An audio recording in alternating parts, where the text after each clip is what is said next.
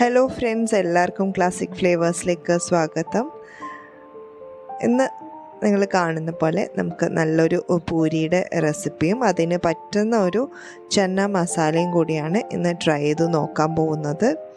വളരെ എളുപ്പത്തിൽ ഉണ്ടാക്കാൻ പറ്റുന്ന ഒരു ചന്ന മസാലയാണിത്. പൂരിയുടെ കൂടെ നല്ലൊരു കോമ്പിനേഷനാണിത്. അപ്പോൾ വീഡിയോയിലേക്ക് കടക്കുന്നതിന് മുന്നേ നിങ്ങൾ ആദ്യമായിട്ടാണ് ചാനൽ കാണുന്നതെങ്കിൽ ഒന്ന് സബ്സ്ക്രൈബ് ചെയ്യാൻ മറക്കരുത്. അതേപോലെ തന്നെ വീഡിയോസ് ഇഷ്ടപ്പെടുകയാണെങ്കിൽ ലൈക്ക് ചെയ്യാനും മറക്കരുത്. പിന്നെ നിങ്ങളുടെ കമൻസ് കൂടി അറിയിക്കാൻ മറക്കരുത്.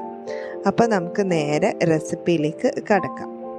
ആദ്യം തന്നെ നമുക്ക് ഒന്ന് ആട്ട ഒന്ന് കുഴച്ച് വെക്കാം. അതിനായിട്ട് ഞാനിവിടെ 2 കപ്പ് ഗോതമ്പ് മാവാണ് എടുത്തിരിക്കുന്നത്. അതിലേക്ക് 1/4 കപ്പ് റവ കൂടി ചേർക്കുന്നുണ്ട്. 3/4 ടീസ്പൂൺ ഉപ്പാണ് ചേർത്ത് കൊടുക്കുന്നത്. ഇനി ആവശ്യത്തിന് വെള്ളം ഒഴിച്ചിട്ട് നമുക്ക് ചപ്പാത്തിക്കൊക്കെ കുഴച്ചെടുക്കുന്ന പോലെ കുഴച്ചെടുക്കാം. ചപ്പാത്തിയേക്കാളും കുറച്ചുകൂടി സോഫ്റ്റായിട്ട് കുഴക്കുന്നതായിരിക്കും എപ്പോഴും നല്ലത്. അത്രയ്ക്ക് ഹാർഡാവേണ്ട ആവശ്യമില്ല. അപ്പോൾ ഇനി ഞാൻ ഇതിലേക്ക് 1/2 ടേബിൾ സ്പൂൺ ഓയിൽ കൂടി ഒഴിച്ചിട്ട് നന്നായിട്ടൊന്ന് മിക്സ് ചെയ്തെടുക്കുന്നുണ്ട്. ആ ഓയിൽ മൊത്തം ആ ഡോയിലേക്ക് അബ്സോർബ് ചെയ്തിരിക്കണം. അപ്പോൾ അത്രയും നന്നായിട്ട് വേണം ഒന്ന് കുഴച്ചെടുത്ത് മാറ്റി വെക്കാൻ.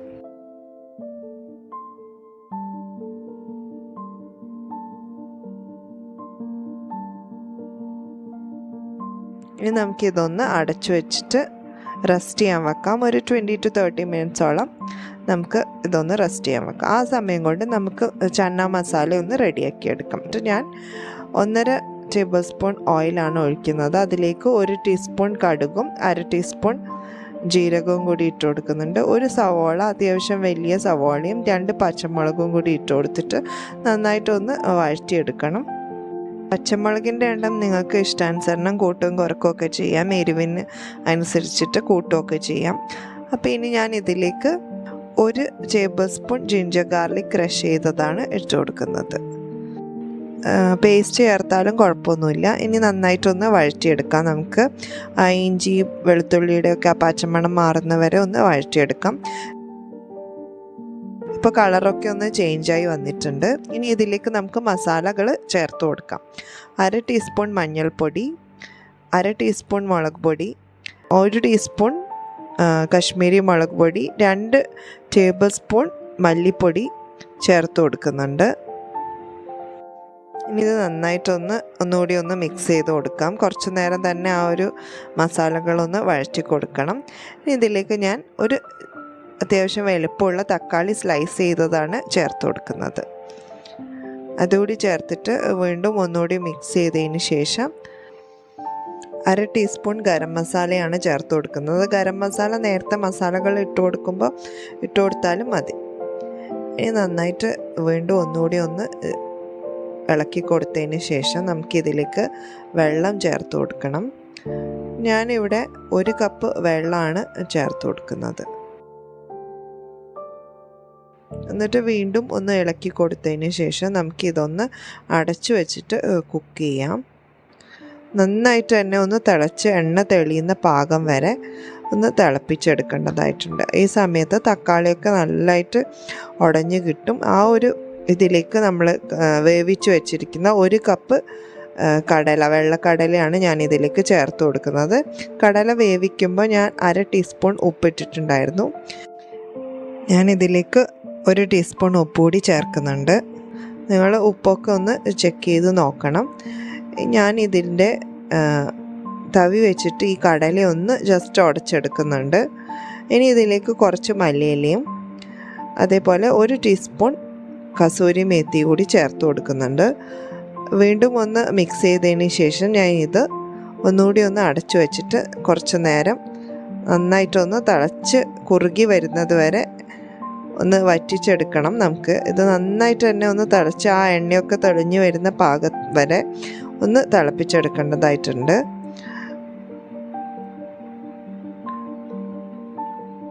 ഇപ്പം നന്നായിട്ട് തന്നെ ഒന്ന് കുറുകി വന്നിട്ടുമുണ്ട്. എന്നാൽ അത്യാവശ്യം ചാറോടുകൂടി തന്നെയാണ് ഇരിക്കുന്നതും.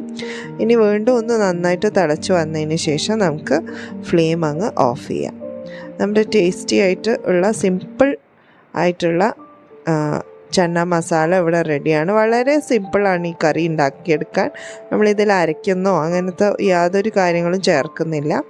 ജസ്റ്റ് ഒന്ന് വഴറ്റി നമ്മൾ ആ വേവിച്ച് വെച്ചിരിക്കുന്ന കടലയും കൂടി ചേർത്ത് ഇളക്കി കഴിഞ്ഞാൽ നമ്മുടെ കറി റെഡിയാണ്. ഇനി നമ്മൾ നേരത്തെ കുഴച്ച് വെച്ചിരിക്കുന്ന മാവിൽ നിന്ന് നമുക്ക് പൂരി ഉണ്ടാക്കിയെടുക്കണം. അപ്പോൾ ഞാൻ ഇത് രണ്ടായിട്ടൊന്ന് ഡിവൈഡ് ചെയ്ത് അതിൽ നിന്ന് ചെറിയ ചെറിയ ബോൾസാക്കി ഒന്ന് മാറ്റി വെക്കുന്നുണ്ട്. ഇനി കൈവച്ച് നന്നായിട്ടൊന്ന് ഉരുട്ടിയതിന് ശേഷം വേണം നമ്മളിതൊന്ന് പരത്തിയെടുക്കാൻ. എപ്പോഴും ഉരുട്ടുന്നത് നല്ല റൗണ്ടായി കഴിഞ്ഞാൽ നമ്മൾ പരത്തിയെടുക്കുന്നതും നല്ല റൗണ്ട് ഷേപ്പ് തന്നെ നമുക്ക് കിട്ടും. അപ്പോൾ അതൊന്ന് ശ്രദ്ധിച്ച് ചെയ്താൽ മതി. അപ്പോൾ ഷേപ്പൊക്കെ തനിയെ വന്നോളും. പൂരി പരത്തുമ്പോൾ നമ്മൾ തീരെ കനം കുറച്ച് പരത്താനും പാടില്ല. അപ്പോൾ നമുക്ക് ആദ്യം ഒന്ന് പരത്തി വെച്ചതിന് ശേഷം നമുക്ക് ചുട്ടെടുക്കുന്നതായിരിക്കും പൂരിക്ക് എപ്പോഴും നല്ലത്. അപ്പോൾ ഞാനിവിടെ എണ്ണ ചൂടാക്കാൻ വെച്ചിട്ടുണ്ടായിരുന്നു. അപ്പോൾ ഇതിലേക്ക് ഞാൻ പൂരി ഓരോന്നായിട്ട് ഇട്ട് കൊടുക്കുന്നുണ്ട്. അത്യാവശ്യം കുറച്ച് വലിപ്പത്തിലാണ് ഞാൻ എൻ്റെ പൂരി ചുട്ടെടുക്കുന്നത്. ഇത് നന്നായിട്ട് ബോൾ പോലെ വന്നിട്ടുണ്ട്. ജസ്റ്റ് ഒന്ന് പ്രസ് ചെയ്ത് കൊടുത്താൽ മതി. അപ്പോൾ തന്നെ എല്ലാ ഭാഗവും ഒന്ന് പൊന്തി വന്നോളും. അപ്പോൾ എല്ലാവരും ഇതേപോലെ നല്ല പൊങ്ങി വരുന്ന പൂരി ഉണ്ടാക്കി നോക്കൂ. അപ്പോൾ ഉണ്ടാക്കി നോക്കിയിട്ട് നിങ്ങളുടെ ഫീഡ്ബാക്ക് അറിയിക്കാൻ മറക്കരുത്. അതേപോലെ തന്നെ എപ്പോഴും നമ്മൾ കിഴങ്ങ് കറി ഉരുളക്കിഴങ്ങൊക്കെ വെച്ചിട്ടാണല്ലോ ഇതിൻ്റെ സൈഡ് ഡിഷ് ഉണ്ടാക്കുന്നത്. അപ്പോൾ ഒരു വെറൈറ്റിക്ക് ചന്നയൊക്കെ വെച്ച് ഉണ്ടാക്കി നോക്കൂ. നല്ല ടേസ്റ്റാണ്, നല്ല കോമ്പിനേഷനാണ്. അപ്പോൾ എല്ലാവരും ട്രൈ ചെയ്ത് നോക്കൂ. നിങ്ങളുടെ ഫീഡ്ബാക്ക് അറിയിക്കാൻ മറക്കരുത്. നമുക്ക് പുതിയൊരു വീഡിയോ ആയിട്ട് വീണ്ടും കാണാം.